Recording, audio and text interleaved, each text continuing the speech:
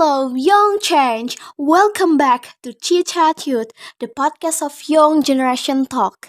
You are listening to the second episode of Affection for Our Country with me, Anisah Qolby, an English literature student from University of Bina Sarana Informatica. Today, I would like to bring up an interesting topic, which is innovative ways young people could make to grow the love to local culture. And this time, I'm not alone. I have a special guest. Karen, please introduce yourself. Hello, young chance. My name is Carenina. I am a communication student from University of Bina Sarana Informatica.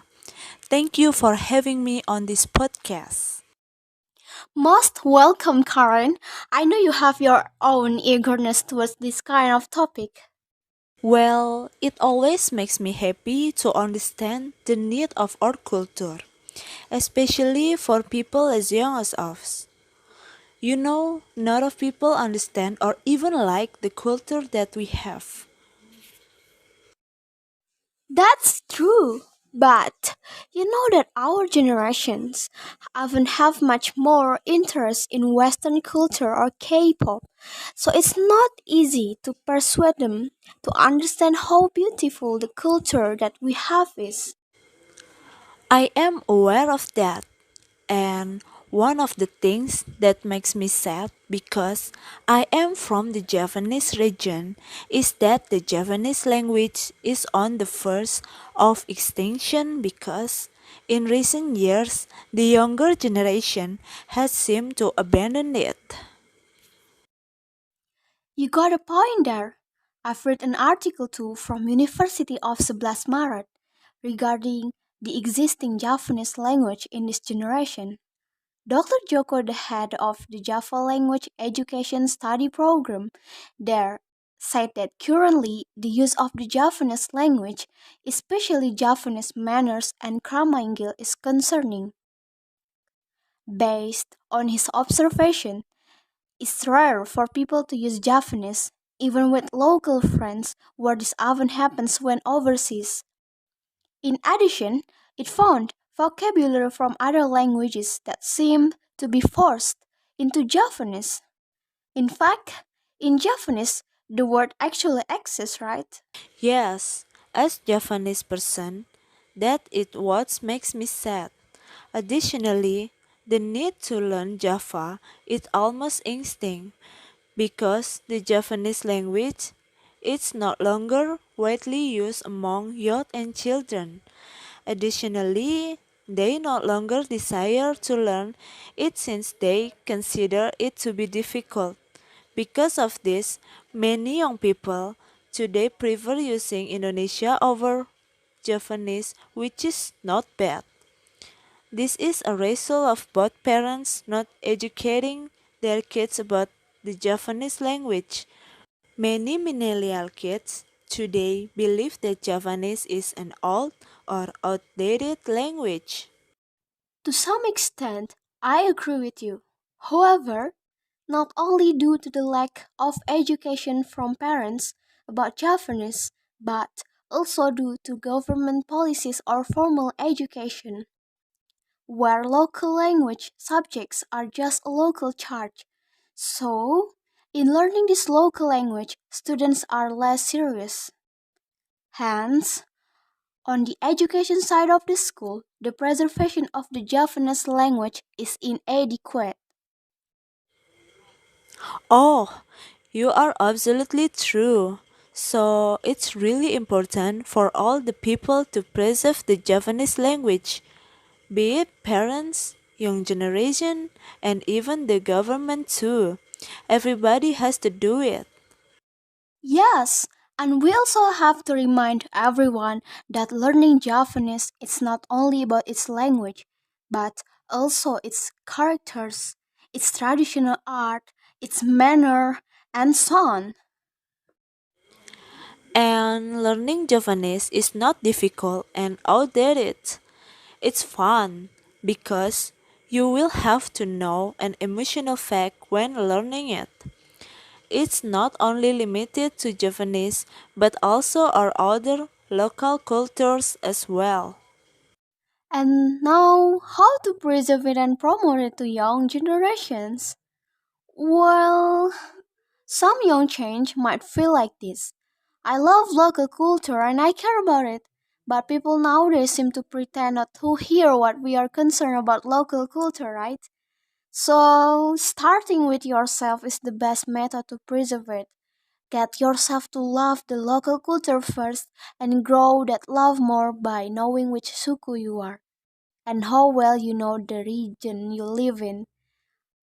What about the food traditions, songs, and activities tradition you know in your region? That way, you can grow a greater love for local culture. Unquestionably true.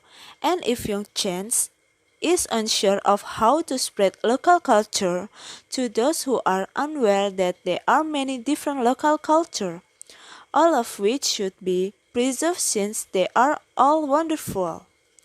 I think we can get them to learn about their own culture and even develop an amusing attitude toward it if we use the appropriate approach. For real? How can you do so? Well, I just read an article that I looked up a couple of days ago. It said that in order for us or this fellow young generation to have an interesting feeling for the culture is from how the people around them persuade them to. For example, we let or help them to speak or use Japanese language at first. This day, you must recognize they often urge to have conversation in a foreign language, which naturally would allow them to somehow forget Indonesian and local language, and it's quite saddening, especially when they live in this motherland of ours and it is their ethnicity as well. We can let them speak their own regional language by taking their time to speak or even to have daily conversation in their regional language with their fellow region. Hmm, interesting. So, you mean young change should try to speak regionally when they speak to people from their own region in a daily conversation? That's correct. I believe after young chins know well their own region, they should have confidence and pride in it, and using their own regional language can be the way for them to grow their love toward local culture. But what about you, Dan? How do you think should we do in order to grow like the culture that we have? At some point, I suppose it's also crucial for us to cherish the passed down traditional clothing by wearing one. For example, using batik as one of your everyday outfits can be a simple way to start. If we wear batik on a particular day, it might potentially catch the attention of those who feel strongly about the beauty and originality of batik. Since we have already done this by a wide margin, it's obvious that this is something that can be done with ease. However, some younger generations already have made the decision to continue wearing batik in public events outside of schools, so it's a good thing. That's cool. I guess what you have stated is quite right. Well, before I saw it in the news, I had never thought of it that way. In my view now, wearing batik has become a routine activity since it was such a serious approach.